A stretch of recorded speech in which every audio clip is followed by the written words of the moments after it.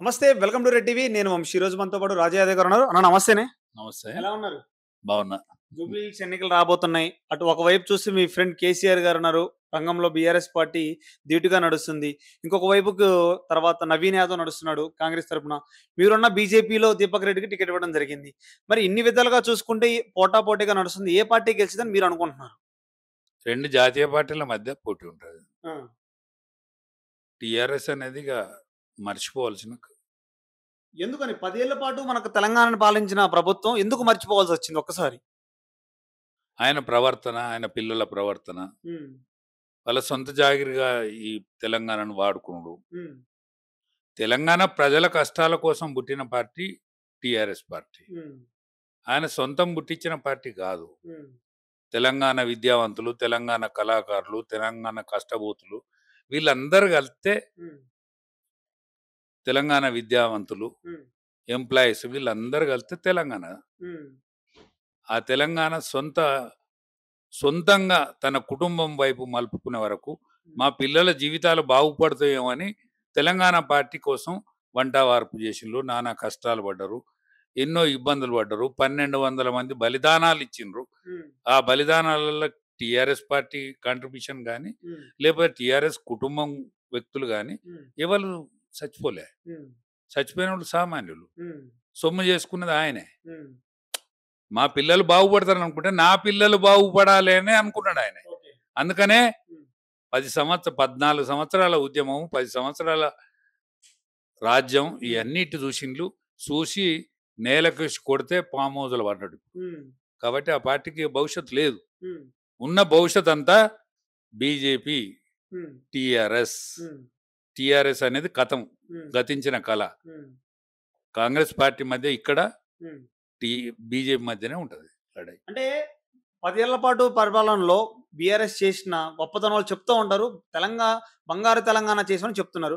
మీరు చూస్తే ఎలాంటిది అవ్వలేదు. అది ఆల్రెడీ మట్టి కలిసిపోయిందని మీరు చెప్తున్నారు. మరి ఏ విధంగా చూసుకోవచ్చు? ఈసారి వచ్చే ప్రభుత్వం కూడా మాదే వస్తది ఖచ్చితంగా. ఈ కాంగ్రెస్ చేసిన పథకాల మీద గాని వీటి మీద ప్రజలు ఆల్రెడీ విసిగెత్తిపోయారని చెప్తున్నారు మరి. 14 సంవత్సరాల ఉద్యమము, 10 సంవత్సరాల రాజ్యంలో కేసీఆర్ వెన్నుదన్నుగా ఈ జనం ఉండిరి. హ్మ్. కానీ మొన్న కాంగ్ టీఆర్ఎస్ యొక్క టీఆర్ఎస్ పార్టీ యొక్క పైసలు తీసుకొని హ్మ్. ఎక్కడ లెక్కకు రాని కాంగ్రెస్ పార్టీని ఎక్కడున్నో మూలకున్నోని ఎంకలాడుకొని ఓట్లేసారు. హ్మ్. బీసోడే ముఖ్యమంత్రి అని బీజేపీ అన్నా హ్మ్. వీరికి ఓటేస్తే మురిగిపోతుందేమో అనేటువంటి ఆలోచనతో వేయలే. హ్మ్. అందుకనే ఆ పార్టీ భవిష్యత్ అనేది అయిపోయింది. అయిపోయింది. ఇవాళ ఇక్కడ ఉండేది 2 జాతీయ పార్టీలు మాత్రమే ఉంటాయి. హ్మ్. ఓకే. శ్రీశైలం గురించి మాట్లాడుకుంటే ఒకప్పుడు ఆయన, కేసీఆర్ గారు మీరంతా కలిసి వర్క్ చేశారు. సో, వీళ్ళిద్దరి మధ్యన ఒకప్పుడు ఎలా ఉండేది స్నేహం? కేసీఆర్ గారికి ఆనాడు పైసలు లేకుండే. హ్మ్. ప్రజారథం శ్రీశైలం యాదవ్ గారికి కొనిచ్చిండు కేసీఆర్ గారికి. కేసీఆర్ గారు. హ్మ్. ప్రజారథం కొనిచ్చిండు. హ్మ్. బిడ్డ పెళ్ళప్పుడు పైసలు శ్రీశైలం యాదవ్ వంతుకు శ్రీశైలం యాదవ్ గారు ఇచ్చిండ్రు. ఎందుకంటే నేను చెప్తలేను మా మా నా పెళ్ళప్పుడు పైసలు లేవని. హ్మ్. హ్మ్. కవిత చెప్తాను. హ్మ్. నేను చెప్తలేను. హ్మ్. నాకు తెలుసు. కానీ నేను చెప్పింది దానికును ఆమె చెప్పిన దానికి తేడా ఉంటది కదా! హ్మ్. ఆనాడు శ్రీశైలం పైసలు ఇచ్చిండు. హ్మ్. అన్ని విధాలు ఆదుకున్నాడు. ఉద్యమ కాలంలో ఉద్యమానికి ఎన్నో తడవల పైసలు ఇచ్చినోడు మనకు. హ్మ్.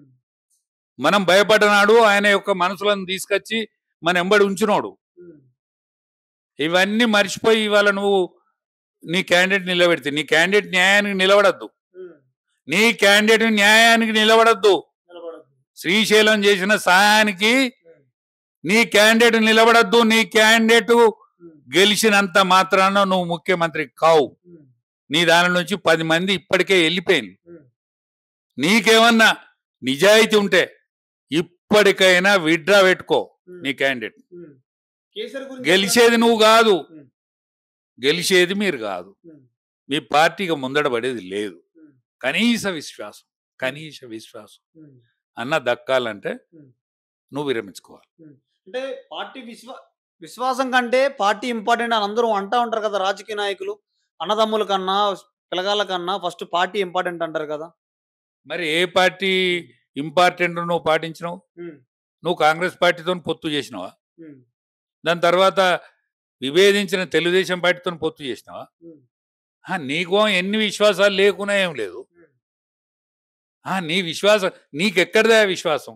నీకేమన్నా విశ్వాసం ఉంటే ఇప్పుడు ఊకో. కాంగ్రెస్ పార్టీతో కూడా పొత్తు చేసి ఉండేవి కదా నువ్వు. తెలుగుదేశం పార్టీతో పొత్తు చేసి ఉండేవి కదా. నీకో నీతి నియమం ఉండేనా? నీకు ఎత్తుగడలే కదా. ఇప్పుడో ఎత్తుగడ. నీకు సాయం చేసిన శ్రీశైలం యాదవ్కు నువ్వు అడ్డు తప్పుకో. ఇది న్యాయం. ఇది న్యాయం. ఎందుకంటే నీ దగ్గర లేని న్యాయం కాదు ఇది. నీ దగ్గర కొత్తగా పుట్టించుకునే న్యాయమేం కాదు. నీకు ఇద్దరు పాత న్యాయమే ఇది. కవిత గురించి ఏం చెప్తారు? కవిత పార్టీ నుంచి బయటికి రావటం, తనని తీసేయటం, తర్వాత ఎమ్మెల్సీ పదవికి రాజీనామా చేయటం, కొత్త పార్టీ పెట్టే అవకాశం ఉందా? లేకపోతే కేసీఆర్ చేసి ఇవన్నిటికి ఎత్తుగడలు అనుకోవచ్చా? ఎత్తుగడలు ఏం లేదు కానీ ఆమె చెల్లని రూపాయి. ఆమె చెల్లని రూపాయి. ఆమె కేసీఆర్ బిడ్డ కాబట్టి మనం ఈ విధంగా మాట్లాడుకుంటున్నాం. లేకపోతే మనం ఆమె గురించి మాట్లాడుకున్నదే లేదు. అనేక మందికి నిష్ఠాతులు ఉన్నారు, కవులు ఉన్నారు, కళాకారులు ఉన్నారు. ఇవాళ మన ఏంది ఈ ఆటలలో ఫస్ట్ ప్రైజ్ తెచ్చుకున్నారు. పేదింటోళ్ళు ఎంతో మంది పైకి పోయిన వాళ్ళు ఉన్నారు.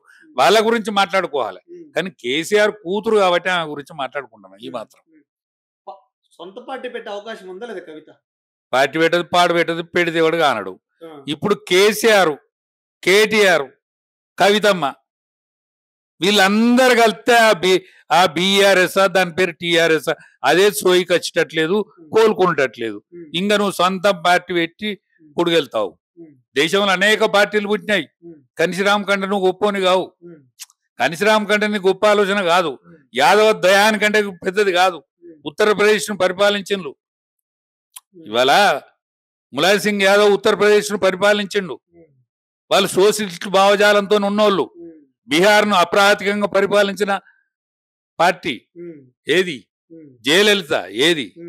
వీళ్ళందరూ ఎక్కడ పోయిన్లు? కాబట్టి నీ పార్టీ ముందడి పోయి ఇంకా మూలకున్న అది దాంతో కాని ముచ్చట.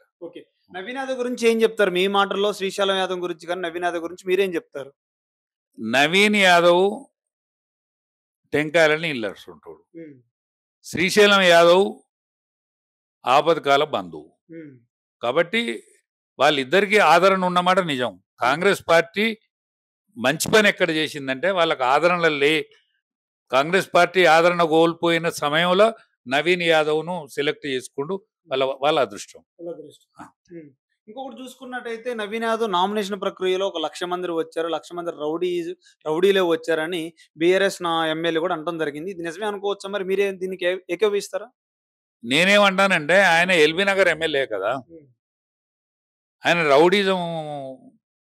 రౌడీజం పాలు ఆయనకు తెలియదా? రౌడీలు ఎట్టుంటుందో తెలియదా? పెద్ద పెద్ద ఆకారాలు ఉంటే మమ్మల్ని అసహించుకోవచ్చునా? మమ్మల్ని యాదవులను చిన్న చూపు చూసి మాట్లాడచ్చునా ఆయన? ఇవాళ బలమైన యాదవ్ కమ్యూనిటీ ఉంటది ఇక్కడ. వాళ్ళు బలంగానే ఉంటారు. వాళ్ళు పాల్గొన్న మీటింగ్ నువ్వు అవహేళన మాట్లాడచ్చునా? కానీ మీరు జాగ్రత్తగా మాట్లాడాలి. నువ్వు 2 సార్లు ఎమ్మెల్యేవు. నువ్వు ఆషామాషి మనిషివి కావు. రౌడీలు ఇవన్నీ మాట్లాడచ్చునా? నిన్నెవరన్నా రౌడీ అంటే తప్పు కాదా? నువ్వు ఎమ్మెల్యేవు, నిన్ను అనొచ్చునా? అందుకనే ఆ విధంగా మాట్లాడద్దు. ఆయనకు కరెక్ట్ కాదు. ఆయనే కరెక్ట్ కాదు. తెలంగాణలో బీజేపీ పరిస్థితి ఎలా ఉంది? మరి బీజేపీ ఎలాంటి ప్రచారాలు జరుగుతుంది? బీజేపీ ఎలాంటి వ్యూహంతో ముందుకు వెళ్తుంది? మరి మీ పరిస్థితులు ఒక్కటేనండి, రాబోయే రోజులు బీజేపీయే. ఇక్కడ 18 ఏళ్ళ నుంచి 30 ఏళ్ళ వరకు యువకుడు వాళ్ళు మోడీ కనెక్షన్ లో ఉన్నారు. కానీ వాళ్ళకు లీడర్ లేడు. వాళ్ళకు కొరత ఏంటంటే లీడర్ లేడు.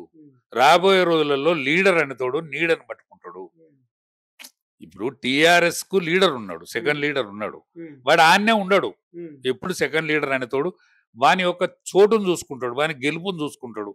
వానికి క్యాడర్ లేదు. కాబట్టి క్యాడర్ ఉన్న కాడికి వాడు వెళ్ళిపోతాడు. కాబట్టి రేపు రాబోయే రోజులలో ఒక బీసీ ముఖ్యమంత్రి బీజేపీ నుంచే అయ్యే అవకాశం మెండుగా కనిపిస్తున్నాయి. ఈ 3 పార్టీలు ఎవరు గెలుస్తారు మరి మీరు అనుకునే ఉద్దేశం? ఇక్కడ 2 జాతీయ పార్టీల మధ్యనే లడాయి.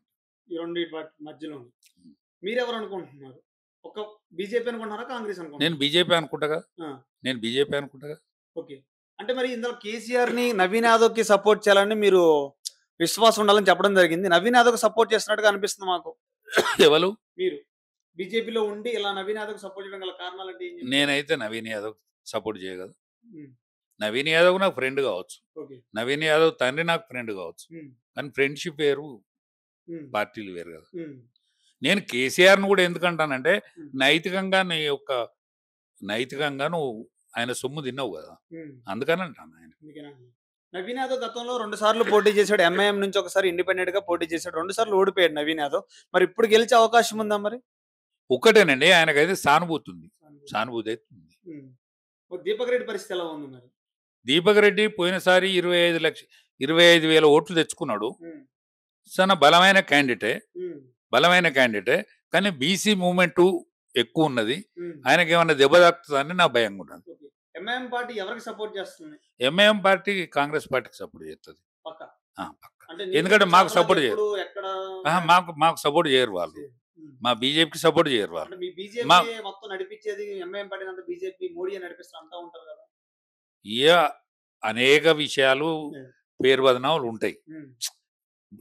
ఓడిపోయినోడిని ఓడియ్యరు వాడు. హ్మ్. గెలిచినోడిని ప్రజలే గెలిపిస్తారు. హ్మ్. ఓడిపోయినోడిని ప్రజలే ఓడిస్తారు. హ్మ్. కానీ బదనాములు అనేక రకాలు ఉంటాయి. హ్మ్. ఇవన్నీ నిజాలు కావు కదా! హ్మ్. ఇవి నిజాలు కావు. కానీ హిందూ పోలరైజేషన్ ఓటు మాకొత్తది. హ్మ్. ముస్లిం ఓటు మాత్రం కాంగ్రెస్ పార్టీకి పోతది. హ్మ్. కాబట్టి మా ఇద్దరి మధ్యనే పోటీ ఉంటది. పోటీ ఉంది. మా ఇద్దరి మధ్యనే పోటీ ఉంటది. చివరగా కేసీఆర్ గురించి ఒక మాటలో చెప్పాలంటే మీరేం చెప్తారు ఒక ఫ్రెండ్‌గా? చాలా గొప్ప వ్యక్తి. హ్మ్. కానీ గతి తప్పిన ఋషి అయిండు ఇయాల. హ్మ్. ఎందుకు తోసని మనిషి అయిపోయిండు. హ్మ్. అంతే.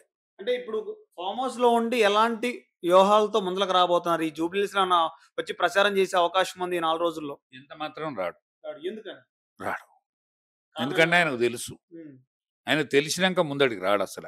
హ్మ్. ముందడికొచ్చే మనిషి కాదు. హ్మ్. ఆయనకు తెలుసు.